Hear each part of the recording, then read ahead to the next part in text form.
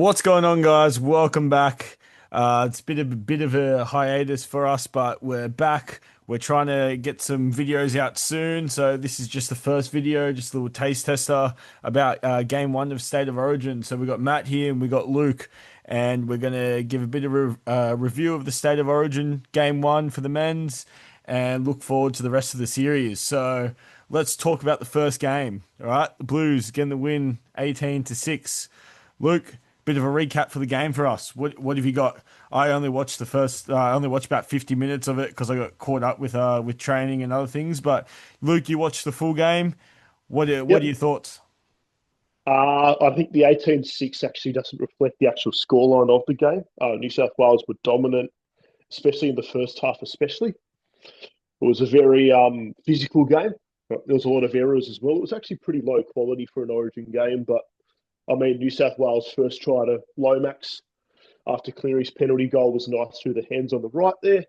And then obviously Val Holmes's penalty goal on the sideline that he kicked for To'o's bit of a controversial sin bin.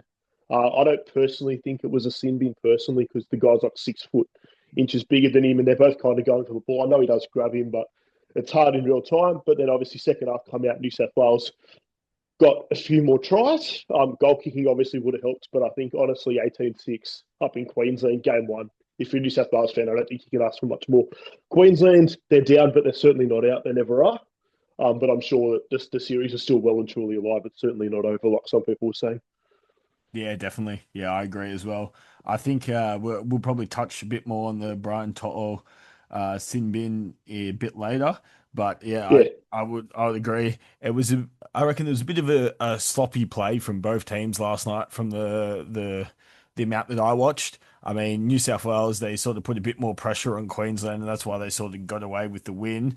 But and Mm. also managing to keep Queensland down to only one try when To'o was sin bin when they were down to 12 men was a real good testament from New South Wales as well. Yeah. Show their commitment and determination. And But even I the try think, come off a New South Wales error. In the 10, I think Latrell from a scrum. yep, So it wasn't like they beat them through work. It was kind of just got them on the overlap and move the ball well, but it yep, kind of they didn't really beat them through skill. They just beat them through opportunity. So yeah, that's another thing I guess you can say for New South Wales. that was the Jeremiah Nanai Yeah, tackle and it on. was a good hit as well. Yeah, it was good hit right underneath the ball.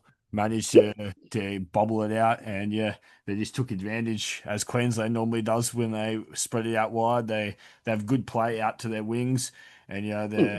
their wingers, especially in this series, but also looking back in previous history, really good at scoring tries. So once you get out there, especially with 12 guys for New South Wales, it's pretty hard to stop them. Absolutely. Yeah, yeah. Yeah. Just touching back on the goal kicking as well. I think this is probably one of the worst goal kick performances in the State of Origin I've ever seen in my life. I mean, the Nathan Cleary had a few attempts, missed them, and then Zach Lomax took over and missed a very easy kick. Now, Yes. I don't claim to be a goal kicker or anything like that, and I've only played one season of rugby league, but I reckon there's a few people in my family that could make that goal kick. What about you, Luke? I reckon my mum could make that goal kick. Now, I don't have anything against professional NRL players. Don't come at me for this, but that is a very easy kick. Well, yeah, I mean, obviously, I think Cleary was 1 from 4. First of all, the penalty goal was obviously dead in front, so he kicked that. The second try wasn't that far, it hit the post. The third, and then the other two were from the sideline. One was pretty close, and one was a long way off. So 1 from 4, yes, it's bad, but he also had two from the sideline. But Cleary's like a 90% kicker, so you're probably expecting to kick most. And yeah, and the Lomax one, I have no idea what happened there, especially because New South Wales have so many goal kickers in the team. I mean, you've got Latrell can kick, Crichton can kick, Yep. Moses can kick, Lomax can kick. I mean, it's almost like they've got too much choice. It's almost like you got five 3 point shooters on the court, and you're wondering who to pass the ball to. It's kind of too much choice. Maybe isn't a good idea, but I'm sure if they're all quality players, I'm sure Cleary will come back. Exactly. Yeah, that's definitely true. Now, look, going on into the next point that I previously mentioned, the Tall Sin Bin. Thoughts on that? I know you previously touched on it, Luke. You know, Xavier Coates, a bit taller than Brian To'o, sort of a bit of a contact in the air, sort of looked like a tackle in the air, and he was given the marching orders and sent for 10. Personally, I don't really know if it is a sin bin or not. Just based on the fact that there is that height difference, and you can sort of see Coates about to grab the ball while To'o's sort of got his hand around him.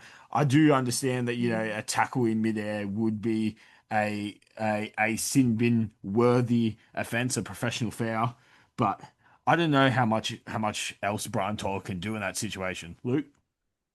Yeah, well, that's the big thing. I mean, obviously, you don't want to see it tackled in the air. And I mean, it was a great kick over there. But the thing is, like you said, there is a bit of a height difference, and unfortunately for Bizzer, he just kind of mistimed his jump. He just went a bit early. So when you've got a guy 6 inches taller and you get there a bit early and you get up before the ball's there, I mean, what else can you really do? I mean, I don't think he intentionally tried to hurt him. The contact was minimal, but look, I think I probably wouldn't have called it, but I can see why they've called it again. It's up in Queensland. Queensland were behind at the time. Not saying anything, but you know how the NRL likes to operate. So Yeah. look, it wasn't a terrible call like people were saying, but I personally probably don't agree with it. But it didn't really impact the result at all. So It yeah, I it wouldn't could really have worry about it. Queensland needed to be better than what they did, so it didn't really worry me. Yeah, it could have went either way. Like it could have probably been a no call. It could have stayed as the Yeah, current decision where he got sent to the sin bin beer. But that's the name of the game, and that's what the referee decided to do, Ashley yeah. Klein. So we can't really argue with his decision at the moment. No, He's made it, so the thing he's is, just got it to. wasn't. It might not have been the best call, but it wasn't a wrong call. There was No, contact before the ball was there, and it could have been a professional foul. We have seen those ones called, so it's not a. You might not agree with it. People might not agree with it, but it wasn't necessarily a wrong call. exactly. Like you can see To's arm over the shoulder of Xavier Coates, He or sort did of up and contact under him the before the shoulder. ball. He did contact him before the ball was caught. Yeah, That's a yeah. professional foul. Yeah. So like I'm not mad at it being a sin bin No. for that action. Now we've got another sort of hot point that I would like you to discuss, Luke. I don't really have too much experience on the matter because I haven't really been keeping up with the news over the past week or two, but you might be able to slightly touch on it. Spencer Leniu in the news. I know he was slandered a bit by the Queensland news. Do you have anything to add to that, Luke? Yeah, there's a couple of things with Spencer. Obviously, going back to Vegas last year with the comment of Ezra Mam, and what that happened and the big suspension there. So that's obviously a thing. And then earlier in the year, he had a bit of a blow up with Thurston on a Channel 9 game after a game. I think he shoved him or something in the chest from memory. So, you know, Thurston's like a god up there, and Queensland hate New South Wales at the best of times, so you don't need to give him any fuel. But I actually thought Spencer was really good last night. Just his leg speed and his power through the middle, especially when you bring him on, you know, last 10 minutes, first of the first half, first 10 minutes of the second, when, you know, defense starts to fatigue and you get a bit more space up the middle. But yeah, I mean, Spencer's one of those guys that you probably like to have him on your side. You probably wouldn't like playing against him, but if he's on your side, he's a good player. Yep. Yeah, definitely. Definitely. Okay. Moving on to, I've got something for you now. I want you to pick for me three players from each team that you thought played well, and one player from each team that you thought may have not had the best game and could potentially improve for the next game of the series, or even get replaced for the next game of the series. Okay, sure. So, So I think the official player of the game was Payne Haas, which I agree with. I mean, the guy's just a monster. He plays big minutes up the middle. He's physical. He's fast. He's quick. He's got knockback. He's got everything that the modern day front row. He was probably New South Wales' best on ground. I also thought, apart from his goal kicking, I also thought Nathan Cleary was really good. I thought he controlled the game more with his general play kicking and his passes. And obviously Lomax out wide was excellent, and especially his yardage carries from the back. New South Wales, that's three. New South Wales, you know, you said someone might have played poorly. Look, Latrell made a few errors, but if you're New South Wales, I don't think, apart from injury, I don't think you change the team because I don't think you need to. Quite, yep, quite, quite frankly, I mean, I don't really think you need to. I don't think you make forced changes just because it's there. It's a winning formula. I don't think necessarily you need to change your winning formula apart from injury or suspension. Queensland, they were a bit more. It's a bit hard to find some good players out of there. Tino was the standout. He was by far their best player, by absolute far. He dominated through the middle. But I also the one I was really disappointed with was Cherry Evans last night. I just thought he looked a step slow and a Yep. step fatigued. He's 36, pushing on 37 now. He's still a good player, still a great player, but he came in a bit under form, and especially because you got Tom Dearden on the bench, who's an excellent player and killed it for Australia at the end of the last series in the Quad Nations or whatever they called it. So you've got him. I wouldn't be surprised. Look, people are calling for Cherry Evans to be dropped. I'm not going that far, but I think Dearden's got to play a better role than a bit of backup hooker with 20 minutes to go. I think he's a better player than that. I think for Queensland to win, he needs to play more minutes.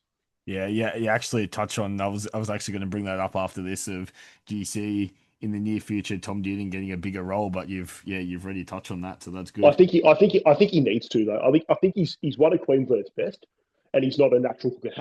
Harry can do that. I mean, if you got Ben Hunt in the team, that's a bit different. But I think Dearden is more than capable of playing seven in an Origin game. So I think that needs to happen sooner than later if you're Queensland. Yeah, definitely. And one more guy for Queensland that you thought was good last night. I mean, I thought obviously Nane, that was a big hit on Latrell that led to a try. He provides plenty of energy on that side there. Not bad for a guy that started the season in reserve grade. Yep. So he showed he can kind of bounce back and play well. So I mean, anyone that hits Latrell Mitchell, he's not the easiest guy to tackle on a good day. If you can dislodge it from him, I think you've done pretty well. Yeah, definitely. Yeah, he did have a good game last night, Jeremiah Nano, and I do agree with quite a lot of your choices. I do want to bring up though, I think one Queensland player that I did find a bit disappointing yesterday was Hammer. He didn't really wasn't really too involved in the play. Didn't really get too many opportunities. I don't know if that was Yeah, because of Queensland sort of game plan, whether they were trying to just bring it more out to their right side, trying to attack that side of the field, or what was going on there. But I felt like Hammer didn't really have as much as an impact of what he has had in previous State of Origin games. And yeah, that was a pretty outstanding point for me because he's normally, Queensland, they normally like to use their centers, their wings, their fullbacks, and they always get really involved. And I just thought Hammer was very quiet compared to Robert Toyer last night, who was in the play quite a lot.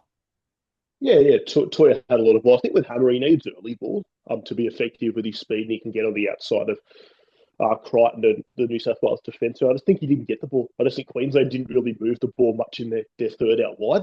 Yep. So that's where Hammer was a bit disappointing. But yeah, I mean, Queensland, they do have the pace out wide with Toya and Hammer. They're fairly good centres. So I definitely think that that's something they should target to try and get more points. Because let's be honest, you can't win an Origin game scoring one try.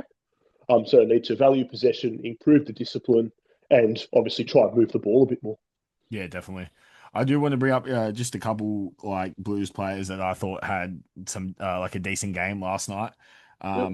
I know this guy gets brought up a lot. He's a workhorse for his club, his country, and his state. Liam Martin, I think, had a pretty good Yep. game last night. Always first down to tackle the receiver whenever there's a kick at the end of the set. He's always down there. He's always working hard. Absolutely. Yeah. I do want to give props to Max King as well. I thought he come on and played pretty well for his Yeah. limited role that he did have, and Yeah. he's Yeah. a good player to see in and around the team. So hopefully we get to see a lot more of him. And I know he Yeah. didn't really play too much last night, but I think Connor Watson had a big impact on his Hey, time on the field. he brought some good energy. That late offload to Edwards for that last try was outstanding. Yeah, That's why kids you don't give up on the play. If the ref doesn't call held on last tackle, you're always finding to flick the ball out. And fair credit to Edwards for being there. But yeah, Watson was great. Again, limited minutes in the middle, playing hooker due to no injuries. That was good. But yeah, he's definitely played well and brought a lot of energy. yeah, definitely. And I mean, you look at it was the fifth play. Worst that can happen is you turn the ball over on the 3 meter line Yeah, on exactly. the Queensland's defending on the goal line. Worst you turn over it's 3 meters out from Queensland's goal line, and then they have to go 97 meters to even get down to go for a try. So Yeah, might as well go for it. yeah, exactly. Okay. Now looking at the up and coming games, Luke. We're in, I believe, WA next. score prediction, or who do you think's gonna take out that game in WA? Because Queensland probably they're not going to be down and out now. We all know Queensland can come back and they Yeah. can hit hard and they can play well and they can pull out some pretty amazing stuff. So, do you think Queensland's going to have the drive to come back and take game two, or do you think New South Wales will just run over them? Look, I think obviously Queensland will need to be desperate. It's do or die for them. I still think New South Wales have got the better team. I still think they've got better talent. For the New South Wales side in me, and what I genuinely think is going to happen, I think New South Wales will win it. I think they'll probably win it about 24-12 or something around there. But for the NRL enthusiast in me, WA, Queensland win. And obviously New South Wales will win in Sydney game three. But yeah, I think New South Wales, I just think they've got too much talent. I think this is the first year in a while as well where New South Wales have actually had people fully fit. Like last year, not no Latrell, no Cleary. Like I think they've actually got more selections available. And I think Queensland, a lot of their players are just getting a little bit older. Like Munster's good, but I don't think he's what he is. Cherry Evans is good. Val's getting a bit worse, things like that. I think there's kind of a little bit of a changing of the guard there. New South Wales are getting better. Queensland's not quite as good. So, yeah, I think that if you ask me, I'd say 24-12 New South Wales in Perth. Yep. Yeah, definitely. I being from New South Wales, I'd rather New South Wales wrap it up in game two, and then we could sort of cruise for game three. I don't Yeah. really want a tense game three, but something tells me Queensland's going to take game two down in WA. I reckon they're going to take it like 20-16 or something like that. Like yeah. it'd be Yeah. like a close game, maybe a try difference Yeah. or less than a try difference. But I think Yeah. Queensland will just get a bit more of that fire in them and play a bit more Queensland alike and Yeah. pull out a win, I reckon. But I'd also like to touch on, yeah, like you were saying, I think, yeah, Queensland again to that point where they're going to have to do a change of the guard. A lot of the players, pretty much all of them from the eight straight win and that dominant era of the Queensland team are starting to or have left the team. I think only Yeah. really Cherry Evans, maybe Munster are the only real ones left. Correct me if I'm wrong. Yeah. Yeah, Yeah. They've been there a maybe a while. little bit of Valentine Maybe Holmes Cherry Evans. sprinkled in there. Ben Hunt, if he's in the team, Yeah, he's been around a while. But yeah, yeah, I think they've got to adjust to just the way the game's played. I thought also you mentioned it briefly as well. Shout out to Rob Toyer. He's played 10 NRL games and he held his own against Latrell Mitchell. I was personally saying I think New South Wales should go left at every time because I thought he'd eat him. But Toyer did well, so fair play to him. If he can play like that in his first Origin game after 10 NRL games, he's going to be a talented player. So shout out to I- him. definitely. And we're working in with Nana as well next to him. They were pretty formidable defense, or Yeah, they had Latrell Mitchell pretty well locked up, I'd say. And yeah, that's pretty rare for someone to lock Latrell Mitchell up like that. So exactly. that Yeah, was an interesting battle war game between those three guys. But yeah, definitely. We've got prediction for the next couple games. We've got a prediction for who's going to win the series. So we both reckon New South Wales is going to win. Luke reckons maybe New South Wales would take it in game two, or he's in NRL enthusiast would say game two Queensland, game three New South Wales and Sydney. I'd prefer New South Wales to get it done the next game, but I have a feeling that Queensland's probably going to take the next game and it's going to go to a decider in Sydney. So I reckon that's probably the more likely scenario for this. But looking forward, with New South Wales have secured an origin for this season. It's the New South Wales women's team. They've won two games out of the three, and they've just finished the third game at the moment, which the Queensland Maroons have taken the victory of that game. They managed to score a last minute try or a 64th minute try. It was 14-12, and then in the 64th minute Queensland managed to score and bring it up to 18-14. So the New South Wales Blues have won the series, the women, but they didn't sweep the Maroons. And this was played at Newcastle, the McDonald's Jones home yep. stadium. So yeah, there's a good result for the New South Wales Blues. There's a few good strong players in both the women's Blues and Maroons team, Oh, and yeah, absolutely. I think there's going to be a fair few battles in the coming years. I know there's probably a few aging players in both teams, but also there's a lot of talent coming up in the NRLW. So it'd be a very good few seasons for State of Origin, and I'm excited to see what the women's game has to come in the future. Any thoughts on that, Luke? Yeah, absolutely. I mean, New South Wales have got a lot of talented players. I didn't watch game three. I watched the first two games of that series, and they won it through the middle. Just Kezi Apps, Olivia Koenig, Simona Taufa, people like that. They were just too big and too strong. You are correct. Absolutely, the women's game is really going on leaps and bounds. So there's certainly a lot of talent that's coming through, including here at the Dragons. We won't be that good this year, but we'll be building, especially with the Steelers winning the under-19s New South Wales Cup last year, with Casey Ray as well, the halfback being a standout. She'll be a star player, I've got no doubt. But yeah, I mean, the women's game is definitely judging, and it's definitely going the right direction. And the product is just getting better every year. So absolutely, it'll definitely get better every year. Yeah, 100%. So that's something to keep your eye on, people. The women's NRL and the women's State of Origin is going to be a very good game to watch, a very good series to watch in years to come. Any Yeah, and final I think the thoughts? NRLW starts in about 6 weeks as well. So that's good to try and jump on that as well. That'll build to the finals nicely, and obviously they share grand final day with the men, which I think is really special and really good as well. So it makes the pinnacle for rugby league, regardless of who you are and where you come from. You always want to play on grand final day, so I think that's really good. Yeah, definitely. And like you said, it's very good to start watching some of those games if you haven't watched them before. They're pretty good games to watch, and we just want to help build that part of the sport, the women's league, because there are some quite a few talented athletes in there, and they do deserve their props as well. But Yeah, any final thoughts you got, Luke, before we wrap up? not really. Just Queensland have got to improve in both men's and women's, especially the men's. No doubt they will. They've got a good coach. But yeah, we need to see it, and we need to see, like I say, that Queensland spirit come back. New South Wales have got the talent. They've just got to execute and play well. I also thought they defended really well last night as well. So New South Wales are the better team, but as we always know, the team on paper it doesn't always win. That's it. That's definitely correct. Well, thank you very much for coming on, Luke. This has been the Secure the Bag podcast. We are making a comeback, a resurgence. So hopefully you'll be seeing a few more videos from us coming out soon. Let us know if you like this and if you have any suggestions for any other sports videos, things you would like us to do. Thanks very much, everyone. Have a good day.